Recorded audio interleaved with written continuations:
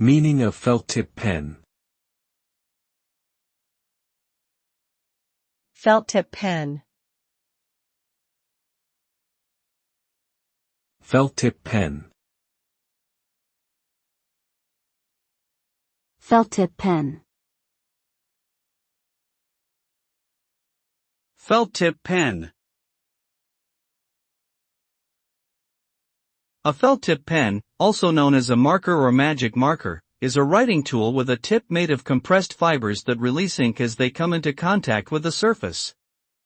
The ink is usually permanent and comes in a variety of colors, making it ideal for use in artwork, labeling, and other applications where bold, visible lines are desired. The term felt tip refers to the material used in the tip of the pen, which is typically made from felt or some other synthetic fiber.